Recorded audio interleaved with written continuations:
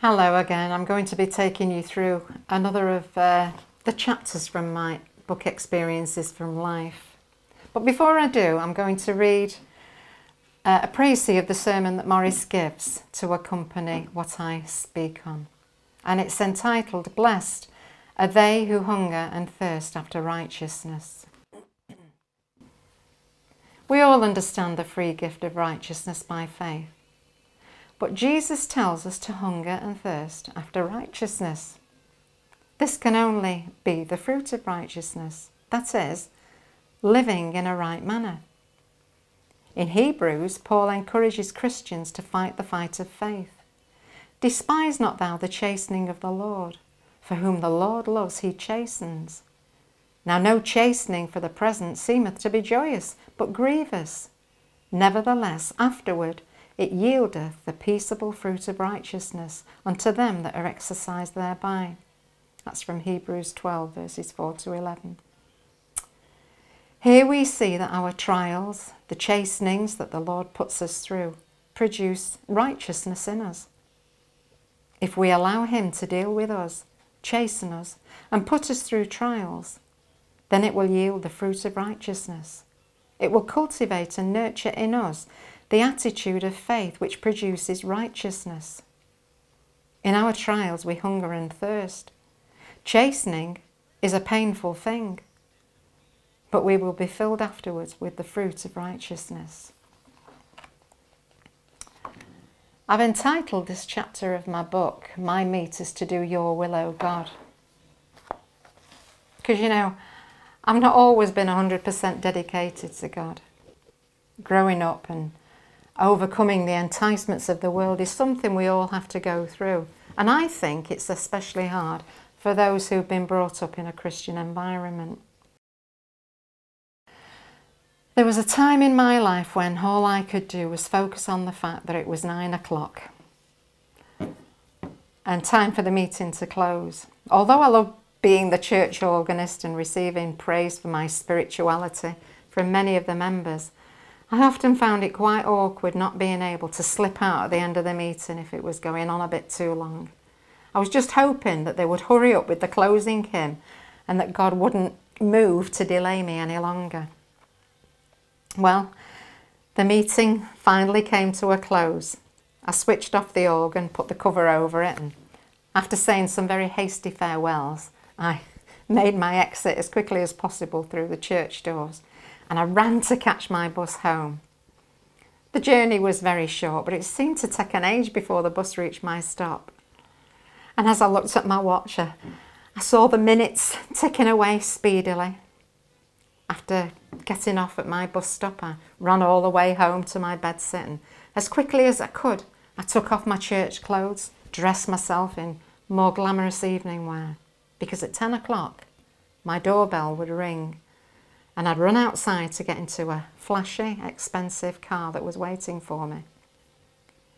My companion was very worldly, very wealthy, and to my naive 23-year-old senses, the experience of being accompanied by him to the discos and clubs of Manchester was indeed very heady.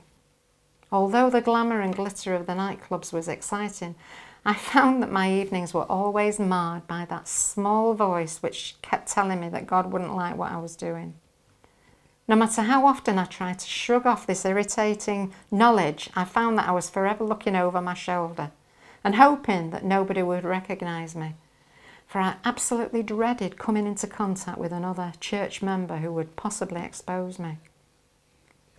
I tried hard to be a Christian, even in these ungodly surroundings. And for a while my Christian principles and goodness was respected. But I knew that this wouldn't last for long. My spirit was passionate for God, but I was young, and my carnal desires craved the excitement that was being offered to me. My guilty conscience made me nervous and edgy, and the fact that I had to ask forgiveness from God so many times for the same thing made me too ashamed to pray, and I eventually lost my relationship with God. I still went to church and carried on my usual functions, but something inside me was dying, and I knew deep within me that this had been the better part of my life. I tried once again to pray, but this time the prayer was different. Didn't only ask for forgiveness, but in a flood of tears, I asked God to get me out of the mess I was in. During this particular time of prayer, God spoke to me through a vision, and I saw myself caught in a huge spider's web, totally trapped and helpless. And then he showed me the spider, just waiting until all the fight had gone out of me before it would come and suck the life from me. I knew that the spider represented the devil and that the life being sucked from me was the spiritual life that God had put into me. This vision caused my prayer to become even more desperate.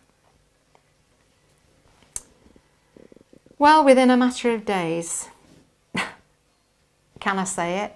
God made me ill. He struck me with a terrible bout of flu. When the doctor saw me in his surgery, and this is something that I didn't usually do, go to a doctor, he told me off for not requesting a home visit because I shouldn't have left my bed with such a fever. For the next 7 days, I was really ill and extremely weak. And on the 7th day, a relative came to visit who wasn't aware that I was sick. I was really delighted to have some company at last, and she sat on the bed and we chatted together very amiably. But it wasn't long before the conversation took a different turn, and she began to criticise people from the church who had put themselves out to help her through particularly harrowing experiences. I couldn't believe what I was hearing from her lips, and I reprimanded her sharply for the wicked things she was saying. You see, I regarded this relative as a yo-yo Christian. When she was committed, she seemed to be really on fire. But when she was backslidden, she was up to all sorts of mischief. And she was so inconsistent that I never knew what condition I would find her in when I next met her. She'd been delivered from demonic influences on numerous occasions, and it didn't take me long to realise that she'd allowed them back in. Well, I voiced my knowledge to her, and immediately her attitude changed. Her face took on a completely different expression, and she said in a voice that didn't sound like hers, "Janet loves you, but I hate you, and I want to kill you." I knew that what I'd just heard was a demon talking to me, and suddenly my heart began to pound as fear struck into me, because I knew Janet well, and even with her natural strength, she was capable of carrying out this threat. I searched around madly in my mind as to what I should do next, and plucking up as much courage as I could muster, I flung my arms around her and pulled her close to me, telling her that I loved her and wanted her to be free from this terrible evil influence. But she just flung me away and repeated what she'd previously said. I was so terrified that I could feel my body going limp. I got out of bed, went to my handbag for my purse and took some money out of it to make a phone call. I was living in a house which was divided off into flats, and in the hall was a communal payphone. When I told Janet I just needed to call someone, she knew immediately that I was going to ring the minister of the church, and she followed me to listen to the conversation. My heart was pounding so loudly I could hardly hear what the minister was saying on the other end of the phone, and all the time I could visualise her hands coming round my throat to throttle me. Well, finally the conversation finished, and the minister promised he'd come round as soon as he possibly could to pray for her. We both went back into my bedsit. Janet stood in front of the gas fire, but I remained close to the door. And just like something out of a horror movie, the lights suddenly went out as the electric meter ran out of money. And all I could see was a silhouette lit up by the fire of Janet. Then a terrible moan came from her throat, which sounded as though it was coming from the very pit of hell. Terror struck me so forcibly that I ran out of the room, up the stairs, and I locked myself in the toilet. She came after me and began to hammer on the door in an effort to break it down. But after a few minutes of wasted energy, she decided to go back down the stairs. And then, after a few more minutes of realising that I wasn't going to come out of that toilet, she finally left the house. All this time I was speaking in tongues, and looking out the toilet window waiting for the minister's approach. My conscience was giving me a terrible time because I knew that if I'd been a real Christian, I'd have been able to deal with the situation and help Janet by casting that devil out of her. But I knew that I was living a hypocritical life and that in the state I was in, the devil would have just laughed at me. Well, as I saw the minister's car approach, and it was only then that I dared to leave the toilet. After letting him in the house, I made us both a cup of tea and we sat down to talk. My hands were shaking really badly and I was in a terrible state of fear. But after he'd listened to my story, I was amazed at what happened next. My pastor told me he could see a white rabbit on the hearthrug. It was cracking open nuts which contained lovely sparkling jewels. He could see it so clearly that he asked me if I could see it too. But I couldn't. He was seeing a vision. He then told me that the rabbit changed colour and turned black. And even though it was still cracking nuts open, this time the insides were completely different as they were full of rottenness and stank. He said that the rabbit kept changing from white to black and from black to white, and I knew what he was saying. God was telling me that he could see I was living a double life and that I was the rabbit.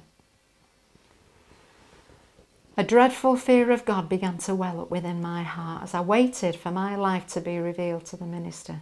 I knew that I couldn't hide from God's gaze, and I was terrified that he would tell the minister everything that I'd been doing.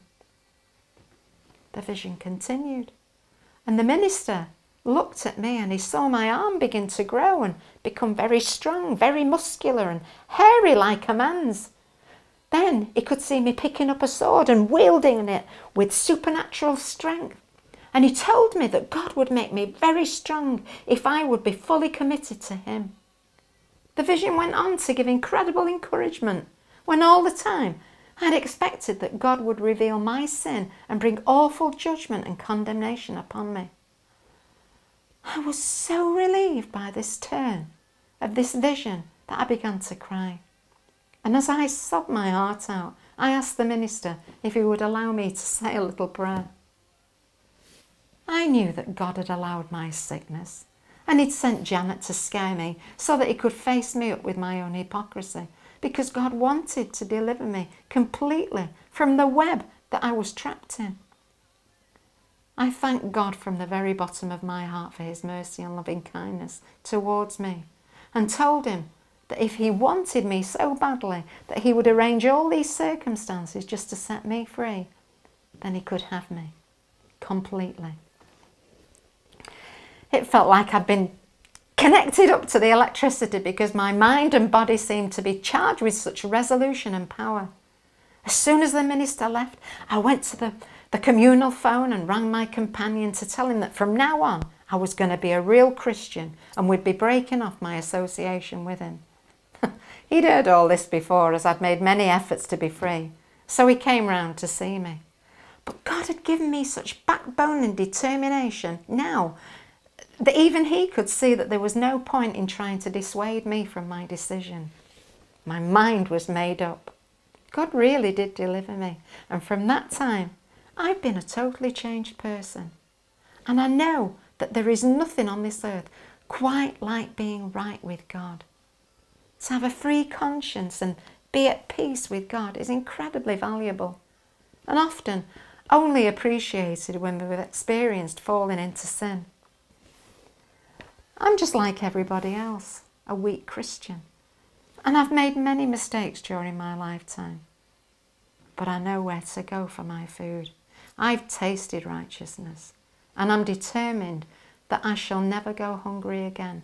I pray that you will taste righteousness and that you will determine in your heart that you will never go hungry again. God bless you.